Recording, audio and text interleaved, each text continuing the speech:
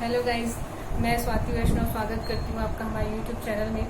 देखिए, मैं खुद भी प्रिपरेशन कर रही हूँ नेट JRF के लिए। नेट तो मैं क्लियर हूँ और असिस्टेंट प्रोफेसर की भी मैं प्रिपरेशन कर रही हूँ। तो साथ में मेरे जो बहुत कम ही सब्सक्राइबर हैं अभी तो हमारे, लेकिन उसमें भी जो है बेसिकली वो हमारे या तो स्टूडेंट्स हैं या मेरे जूनियर्स हैं। तो मैं उनकी डिमांड पे ही लेक्चर वीडियोज़ अपलोड करती हूँ। तो उन्होंने मुझसे कहा कि मैं फर्स्टली कोई भी सिलेबस स्टार्ट करने के पहले मैं एक स्ट्रेटजी बताऊं कि कैसे पढ़ाई स्टार्ट करें। ठीक है, तो सही भी बात है ये कि पहले इंटरेस्ट आना चाहिए आपको किसी भी सब्जेक्ट को पढ़ने के लिए। ठीक, तो देखिए, बहुत अच्छा समय है कि आप अपने आप को पढ़ने के लिए तैयार करें, इंटरेस्ट लाएं इसमें।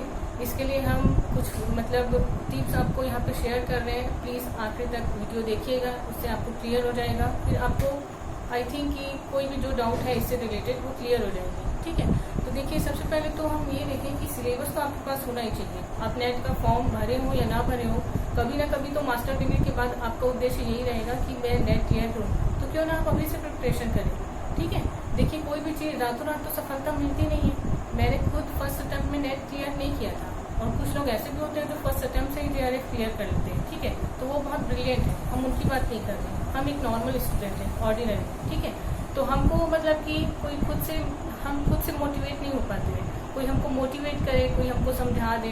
हमारे अंदर का जो स्टूडेंट है जो कि बहुत ऊंचाइयों को छूना चाहता है, उसको अगर जगा दे तभी हम कुछ कर पाते हैं। ठीक है, तो देखिए, मैं आपको यहाँ पे वही डिस्कस कर रही हूँ कि क्या लॉजिक है, नेट कैसे क्लियर किया जाए। जब तक आप क्लियर नहीं किए हैं, आपके लिए बहुत बड़ा हवा रहेगा ये कि कैसे क्लियर करें। कैसे होते हैं वो लोग जो नेट क्लियर कर लेते हैं, सेल्फ स्टडी से भी कर लेते हैं भाई, वहाँ। ठीक है, तो देखिए क्या होता है, बहुत इजी है। मैं खुद भी बोल रही हूँ, मैं 3 टाइम UGC नेट क्लियर हूँ। बहुत इजी है, सेल्फ स्टडी से मैंने किया है। हालांकि टीचर से गाइडलाइन मिलते रहे हैं कैसे करना चाहिए, लेकिन आप जब खुद स्टडी करने आते हो ना, तो बहुत सारे कन्फ्यूजन रहते हैं आपको। वो कोई क्लियर कर दे तो और ज़्यादा आसान हो जाता है आपके लिए। ठीक है, तो देखिए, 2018 तक जो है, जून 2018 तक 8 जुलाई 2018 में जो एग्ज़ाम हुआ था वो लास्ट था जब ऑफलाइन एग्ज़ाम होते थे। ठीक है, वहाँ उस टाइम तक 3 पेपर होते थे। ठीक, फर्स्ट, सेकंड, थर्ड। और दिसंबर 2018 से first time online exam start हुआ। ठीक है, और फिर जून 2019 में फर्स्ट टाइम कि सिलेबस चेंज किया गया था। बहुत टाइम के बाद सिलेबस चेंज किया गया था। ठीक, तो इस कारण से जो बहुत टाइम से प्रिपरेशन कर रहे हैं उनके लिए बहुत सारे चेंजेस हो गए। हालांकि मैंने 2018 में भी क्लियर किया है, 19 में भी क्लियर किया है। तो मैंने ऑनलाइन एग्ज़ाम भी फेस किया, मैंने ओल्ड पैटर्न से भी एग्ज़ाम दिया है, और सिलेबस चेंज होने के बाद भी मैंने नेट क्लियर किया है। इसलिए मुझे लगता है कि शायद मेरे अनुभव से आपको कहीं ना कहीं फ़ायदा तो होगा ही। ठीक, तो देखिए, स्टार्ट करते हैं हम। आपने सुना तो होगा कि नेट क्लियर करने वाले जो है 6% को नेट क्लियर किया जाता है। 6% नेट क्लियर होते हैं, बाकी नहीं होते हैं। तो ये 6% का लॉजिक क्या है, ये हम डिस्कस करते हैं यहाँ पे। तो देखिए, जितने भी सब्जेक्ट तो बहुत सारे हैं ना, बहुत सारे सब्जेक्ट में नेट एग्जाम होता है। जब से ऑनलाइन एग्जाम स्टार्ट हुआ है, आप खुद देख रहे होंगे कि जब आपका एग्जाम रहता है, एग्जाम डेट रहता है, टाइम रहता है, उस टाइम पे 2-3 और सब्जेक्ट होते रहते हैं जो कि जल्दी कंडक्ट करना है। ठीक, तो क्या होता है कि जितने भी एग्ज़ाम फॉर्म भरे हैं, हम उनको नहीं गिनते। हम किनको गिनते हैं? हम सिर्फ उनको गिनते हैं जो दोनों पेपर में अपीयर रहे हों। ठीक, देखिए, कैंडिडेट का 6% ही नेट का कट ऑफ में आते हैं। नेट के कट ऑफ का मतलब क्या हुआ? वो मिनिमम नंबर, वो मिनिमम क्वालिफिकेशन जिससे हम स्टार्ट करते हैं काउंट करना। ठीक है, जैसे कि किसी कंपनी में कोई एम्प्लॉय चाहिए। ठीक है, अगर 4 ही चाहिए तो 4 का अगर हम 6% बोले तो फिर इसमें क्या करोगे आप? 6% कि 100 में 6, 100 में आपको 6 लेना है। तो अगर 4 ही 4 पोस्ट हैं, उसके लिए हालांकि 3 गुने को ही बुलाया जाता है, वो बात की बात है। लेकिन मैं आपको ये समझाने की कोशिश कर रही हूँ कि जितने लोगों ने फॉर्म भरा है उसका 6% हम नहीं निकालते, क्योंकि वो एग्जाम देने आ रहे हैं या नहीं आ रहे हैं, अलग बात है। ठीक, और जब ऑफलाइन एग्जाम होता था उस टाइम पे क्या होता था कि बहुत सारे लोग जो है फर्स्ट पेपर, सेकंड पेपर तक अटेम्प्ट किए, थर्ड पेपर अटेम्प्ट नहीं करते, तो आप उसको भी कैंडिडेट नहीं बोल सकते। ठीक है, तो यहाँ पे जो 6% ऑफ कैंडिडेट है वो हम कैसे निकालते हैं? जिन्होंने दोनों सब्जेक्ट में अपीयर हुआ है। ठीक है, दोनों पेपर में जो अपीयर हुए हैं उनका 6%। ठीक, तो अगर मान लीजिए, और देखिए ये जो 6% है इसमें अलग अलग क्राइटेरिया है, अलग अलग मतलब कि सब्जेक्ट वाइज अलग अलग होते हैं 6%। ऐसा नहीं है कि जितने भी सारे सब्जेक्ट हैं उसका 6% निकाल रहे हैं। अगर आप लॉ में कट ऑफ निकालेंगे तो कैसे निकालेंगे? मान लीजिए लॉ में अगर अपीयर होने वालों की संख्या मान लीजिए 10,000 है, ठीक है। अब उसका 6% आप निकालोगे तो कितने आएंगे? 600, ठीक। तो यानी कि क्या हुआ कि नेट एग्जाम जो दे रहे हैं 10,000, उनमें से 6% यानी कि 600 लोगों को हम क्या बोलेंगे कि वो नेट क्लियर की कैटेगरी में आएंगे। कट ऑफ मतलब यहाँ से जो सबसे लोएस्ट है उससे स्टार्ट होगा। लेकिन इस कट ऑफ में भी कौन आएंगे उसके लिए भी क्राइटेरिया है। देखिए किसी भी सब्जेक्ट में ये फॉलो होगा जो चीज मैं अभी बता रही हूँ। क्या है कि जनरल कैटेगरी में दोनों पेपर मिला के 40% होना चाहिए एग्रीगेट, ठीक है। और इसके अलावा जनरल के अलावा जो भी है ST SC OBC PWD, ठीक, तो इन सब के लिए दोनों पेपर में मिला के एग्रीगेट 35% होना चाहिए, ठीक। तो मतलब इस 6% में आने के लिए आपको मिनिमम क्वालिफिकेशन नंबर भी चाहिए, ठीक है। क्योंकि एग्जाम्पल देखिए ये दोनों चीजें जब तक फुलफिल नहीं होगी आप कट ऑफ में नहीं आ सकते। कहने का मतलब एक उदाहरण मैं बता दूं, मान लीजिए सिर्फ 100 लोगों ने अगर क्या किया होगा, सिर्फ 100 लोग कैंडिडेट की श्रेणी में आ रहे हैं, ठीक है। सिर्फ 100 लोगों ने एग्जाम दिया होगा तो इसका आप 6% निकालोगे तो सिर्फ 6 ही आए, है ना। तो ये 6 तो आ रहे हैं, लेकिन ये 6 में से हो सकता है 2 लोग जो है ये जो मिनिमम क्वालिफिकेशन है 40% उसको अगर वो क्लियर नहीं कर पा रहे, तो कहने का मतलब 2 तो इधर ही अटक गए, 40% क्लियर नहीं कर पा रहे। तो उसके बाद क्या हुआ, सिर्फ 4 को ही तो लोगे आप, है ना। तो ये चीज आपको क्लियर करनी है। 6% जो है और अलग अलग कैटेगरी में होता है। देखिए आपको ये भी कंफ्यूज नहीं होना है कि लॉ में मतलब कि जनरल के लिए 6% अलग निकालेंगे, OBC के लिए 6% अलग निकालेंगे, ऐसा नहीं है। सिर्फ लॉ में 6% निकालना है। अब ये 6% में आप किसमें से किस कैटेगरी से कितना लोगे ये सेंट्रल गवर्नमेंट डिसाइड कर लेती है। उनका अलग मतलब कि आप एक तरीके से बोल सकते हो कि पहले से सीट निर्धारित है कि पर्टिकुलर किसी एक सब्जेक्ट में जो 6% को हम नेट के कट ऑफ में मानेंगे, उनमें से कैटेगरी के हिसाब से किसको किसको कितनी सीट अलॉट की गई है, ठीक है। और इसके अलावा देखिए हर कोई JRF के लिए नहीं भरता है फॉर्म, क्योंकि कुछ लोग जो है उसका जो मतलब कि एज लिमिटेशन है वो बार हो चुका होता है उनका, ठीक। तो वो JRF के लिए क्या है क्वालिफाइड नहीं हो सकते वो। तो ऐसी कंडीशन में क्या है कि एक जो गणित है उसका ये है कि लगभग मतलब जितने नेट क्लियर किए हैं उनमें से लगभग मैं बोल रही हूँ, ध्यान दीजिएगा, सिर्फ लगभग 6% लोग ही जो है वो JRF की श्रेणी में आते हैं, ठीक है। तो पहले एग्जांपल जो हमने देखा था कि मान लीजिए 10,000 लोग लॉ में सब्जेक्ट कैंडिडेट हैं, पेपर दे रहे हैं, उसका 6% यानी कि हमने कितना निकाला, 600 निकाला। 600 लोग नेट क्लियर करेंगे, लेकिन इसका भी 6% जब हम JRF निकालेंगे तो कहने का मतलब 36 लोग JRF की श्रेणी में आएंगे। ये गणित आपको समझना है, ठीक है। अब इसके बाद हम बात करें सिलेबस की, इसको कैसे समझना है। तो देखिए आपका फर्स्ट पेपर जो है, फर्स्ट पेपर में 10 टॉपिक है, सेकंड पेपर में आपके 10 टॉपिक है ना।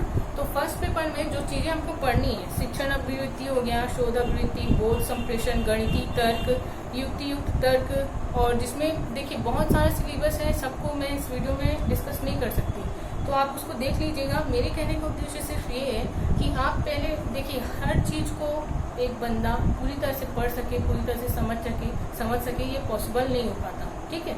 और चूंकि आप स्टूडेंट हो तो और आपका मतलब मोटो ये रहता है कि मैं जल्दी से जल्दी कवर कर लूँ सारी चीज़ों को, कुछ अगर मेरे से छूट जाए तो भी मैं क्लियर कर लूँ इतना बड़ा एग्जाम, क्योंकि आगे मुझे फिर असिस्टेंट प्रोफेसर बनना है, आगे मुझे PhD करनी है, ठीक है। तो देखिए एक उद्देश्य रखिएगा पहले से, तभी आपको मन करेगा पढ़ने का। नहीं तो बिना उद्देश्य के आप पढ़ रहे हैं तो नेट क्लियर करके भी लोग हजारों बैठे हैं, ठीक है। तो आपको निगेटिव मतलब डिमोटिवेट नहीं होना है। एक उद्देश्य बना के चलिए कि जैसे ही आपकी PG डिग्री क्लियर होती है वैसे ही आपके हाथ में नेट का सर्टिफिकेट रहे, तब कोई वैल्यू है, नहीं तो इतने साल तक पढ़ने का कोई मतलब नहीं है, भटकते रहेंगे आप, ठीक है। तो देखिए क्या है, मैंने जो आपके लिए निकाला है उसमें से फर्स्ट पेपर में देखिए 7, 8 एंड 9 ये जो यूनिट है, 9 यूनिट जो है वो है लोक विकास और पर्यावरण, ठीक। तो ये बहुत इजी पड़ेगा आपको, आप किसी भी सब्जेक्ट के रहें, आपको मतलब कि कन्वेंशन वगैरह ही पढ़ना है, एनवायरमेंटल इश्यूज वगैरह पढ़ने हैं, क्या स्कीम वगैरह लाई जा रही है, सस्टेनेबल डेवलपमेंट का थोड़ा सा पार्ट रहेगा उसमें, ठीक है। तो इसमें देखिए जो 7th पार्ट है आंकड़ों की संख्या एवं स्रोत और 8th वाला पार्ट है ICT सूचना संचार। तो कुछ चीजें जो है बहुत टफ लगती है, अगर आप नहीं कर पा रहे तो उस चीजों को आप स्किप कर दीजिए पहले से, उसको समझने में अपना टाइम वेस्ट मत करिए, ठीक है। देखिए बीइंग अ टीचर मैं ऐसा बोल रही हूँ किसी चीज को छोड़ दीजिए तो उसके पीछे कोई ना कोई रीजन है, ठीक।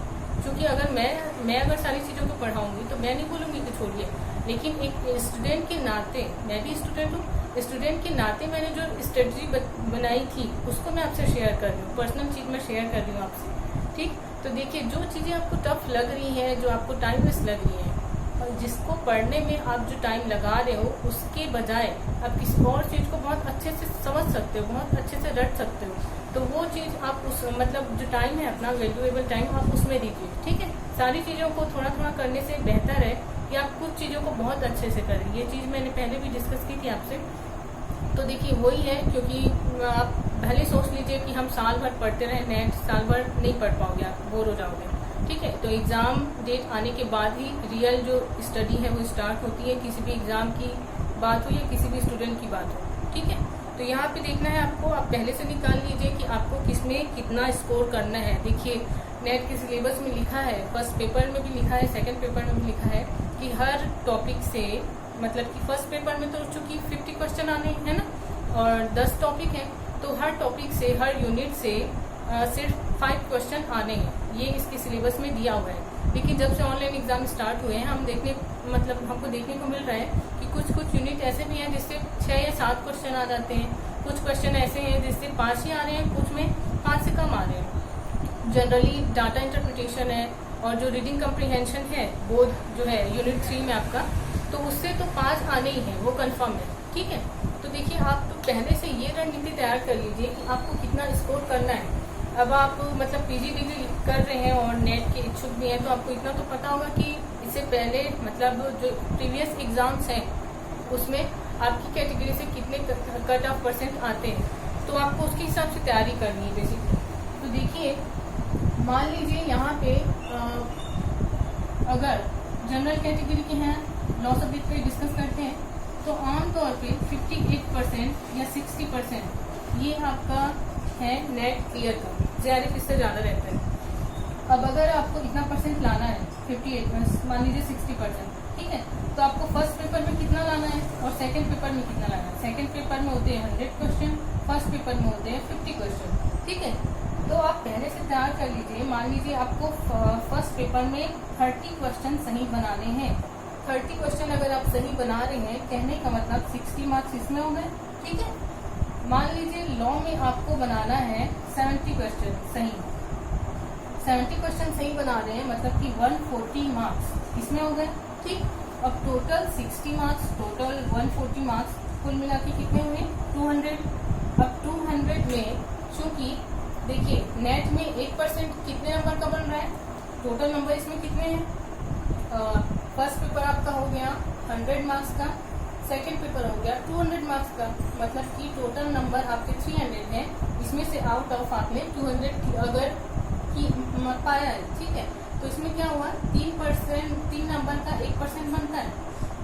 तो आप क्या करेंगे, इसको ऐसे करेंगे, ठीक है, या तो ऐसे करिए या डायरेक्ट आप 3 से डिवाइड करिए। तो आप 3 से जब डिवाइड करेंगे तो आपका 60 लगभग आ रहा है परसेंट, ठीक है, 3 छक्के 18, फिर ये मतलब 60 से एवा भी आएगा आपका। तो आपको ये तैयार कर लेना है कि कितना कट ऑफ है, आपको कहाँ तक क्लियर करना है, उसके बाद ही आप डिसाइड कर पाओगे कि आपको किसमें देना है। देखिए जैसे मैंने कहा कि फर्स्ट पेपर में आपको अगर 30 क्वेश्चन सही बनाने हैं, 50 में से 30 क्वेश्चन सही बनाने हैं, तो आपके पास तो ऑप्शन है ना कि आप 20 क्वेश्चन को स्किप कर रहे हो, छोड़ रहे हो। और 20 क्वेश्चन कहने का मतलब 4 यूनिट, क्योंकि एक यूनिट से 5 क्वेश्चन आने हैं, वो 4 यूनिट अगर आप छोड़ रहे हो तो आप ये मतलब गारंटीड रहो अपने लिए कि वो जो 30 क्वेश्चन यानी कि 6 यूनिट आपको कवर करने हैं, उसमें से एक भी क्वेश्चन ना छूटे, ठीक। अगर आप ये नहीं कर सकते हो तो आपको जो 4 यूनिट में बोल रही थी कि आप छोड़ सकते हो, वो आपको नहीं छोड़ना है, वो थोड़ा थोड़ा आपको पढ़ना ही है जो इम्पोर्टेंट है। लेकिन ये थोड़ा थोड़ा पढ़ने के चक्कर में फिर वही है कि आपको तुक्का लगाना पड़ेगा, और बहुत लोग का रोना ये रहता है कि तुक्का हमारा सही नहीं होता, ठीक। देखिए तुक्का लगाने के लिए भी मैं आपको एक लॉजिक बता दूं कि 4 ऑप्शन दिए रहते हैं, माइनस मार्किंग है नहीं, बहुत प्लस है ये अपने लिए कि माइनस मार्किंग नहीं है और ऑप्शन भी 4 है। 5 में अधिकतर कंफ्यूजन होता है। तो क्या करना है आपको, देखिए इतना तो पढ़िए कम से कम कि कौन सा ऑप्शन राइट कौन सा ऑप्शन रॉन्ग है ये आपको पता रहे, ठीक है। तो अपने सब्जेक्ट का हो या फर्स्ट पेपर का हो, 4 ऑप्शन में से कौन से आंसर सही है ये अगर आपको कंफर्म नहीं पता है तो आपको कम से कम ये कंफर्म पता होना चाहिए कि कौन सा आंसर इसमें गलत है, ठीक। तो गलत आंसर अगर आपको पता है तो आप उसको तो टिक नहीं लगाओगे, फिर तुक्का किस में लगाओगे। 2 में कंफ्यूजन हो सकता है, अगर 2 में कंफ्यूजन हुआ तो फिर उसमें आप तुक्का लगाते हो। ऐसा नहीं कि एकदम नील हो और तुक्का लगाओ, तो वो तो गलत ही होना है, ठीक है। तो ये हो गया फर्स्ट पेपर की बात। देखिए सेकंड पेपर में लॉ का मैं डिस्कस कर लेती हूँ थोड़ा सा। तो देखिए जब से सिलेबस चेंज हुआ है, कॉन्स्टिट्यूशनल लॉ जो कि सेकंड यूनिट है उसमें एडमिनिस्ट्रेटिव लॉ को मर्ज कर दिया गया है। उसमें आपको 3 यूनिट पढ़ने। आपको ध्यान देना है कि लॉ में जो है एक यूनिट में 10-10 टॉपिक है, ठीक है। मतलब कि ऐसे हो गए हमारे 100 टॉपिक, एक यूनिट में 10 टॉपिक टोटल है 10 यूनिट, मतलब कि आपको 100 टॉपिक्स पढ़ने हैं। तो आपको यहाँ पे भी वही मतलब लॉजिक लगाना है। देखिए जो 9th और 10th टॉपिक है, 9वां टॉपिक जो है बौद्धिक संपदा, इंटेलेक्चुअल प्रॉपर्टी राइट्स का जो मैटर है, और 10वां जो है तुलनात्मक विधि, कॉम्परेटिव स्टडी करनी है आपको लोक शासन वगैरह की, गवर्नमेंट सिस्टम की। तो ये सारी चीजें जो है बहुत न्यू है, इससे पहले नहीं थी। और इसके अलावा लेबर लॉ जो था उसको हटा दिया गया है, ठीक है। इसके अलावा देखिए जो कृत्य विधि है ना, टॉर्ट्स, लॉ ऑफ टॉर्ट जो है उसमें आपको और भी एक्ट पढ़ने हैं। और जो 6 यूनिट है कॉमर्शियल लॉ, वाणिज्यिक विधि, इसमें अभी आपको छोटे छोटे बहुत सारे एक्ट पढ़ने हैं। तो ये सारी चीजें आपको क्लियर कर लेनी है कि कौन सी चीज में आप कंफर्म बना सकते हो, एग्जाम अटेम्प्ट कर सकते हो, ठीक है क्वेश्चन। और मैं बार बार बोल रही हूँ कि माइनस मार्किंग नहीं है, इसलिए आप किसी चीज को अगर नहीं कर पा रहे हैं तो कम से कम इतना तो जरूर कर लीजिए कि तुक्का लगाने लायक आप पढ़ो। ये बहुत सीक्रेट वाली बात है कि आप कोई टीचर आपको बोल रहा है कि तुक्का लगाने के लिए आपको पढ़ना पड़ेगा। देखिए क्या है कि जब तक आप इस चीज को नहीं समझेंगे तब तक मतलब नेट जो है क्लियर करना बहुत दूर की बात रहेगी आपके लिए। और एक बार अगर क्लियर कर लिए तो आप खुद मतलब दूसरों को एडवाइस दे सकते हो कि आपने कैसे क्लियर किया। तो देखिए मुझे जितना लगा मैंने डिस्कस कर लिया आपसे। इसके अलावा अगर आपके मन में कोई क्वेश्चन है तो या तो आप मुझे मैसेज करिए या तो कमेंट बॉक्स में कमेंट कर दीजिए। उसके बाद में आपको फिर से क्लियर करने के लिए एक और वीडियो ला दूंगी, या आप मुझसे कॉल में भी शेयर कर सकते हैं क्या प्रॉब्लम है। एंड आई होप कि आपको समझ में आ गया होगा जो कट ऑफ है कैसा निकाला जाता है, सिलेबस की स्ट्रेटजी कैसे बनानी है आपको। देखिए हर चीज़ ईजी है। आप ग्रेजुएशन में भी पढ़े हो, फिर आप पोस्ट ग्रेजुएशन में भी पढ़ रहे हो, उसके बाद भी तो नेट के लिए एलिजिबल हो रहे हो, है ना। आपको नेट में एलिजिबल होने के लिए 50% ST SC OBC और जनरल जो कैटेगरी है उसको PG में 55% चाहिए, तभी आप एलिजिबल होगे एग्जाम में बैठने के लिए। उसके बाद फिर कैसे क्राइटेरिया होगी, कैसा मतलब कि सारी रणनीति है मैंने आपको डिस्कस कर दिया। बहुत इजी है, बस मन लगा के पढ़िए और मतलब ईमानदारी से पढ़िए। ऐसा नहीं कि बुक खोल के बैठे हैं फ़ोन चला रहे हैं, ये सारी चीज़ें नहीं होनी चाहिए जिस चीज़ के लिए हमेशा घर वाले हमको टोकते हैं, ठीक है। तो आप दूसरों को धोखा दे रहे हैं सोच रहे हैं, लेकिन एक्चुअली में आप खुद को धोखा दे रहे होते हैं। इस कारण से टाइम वेस्ट मत करिए, ठीक है। सही दिशा में काम करिए। इसके अलावा और कोई आपको अगर प्रॉब्लम होगी तो आप डिस्कस कर सकते हैं। Thank you.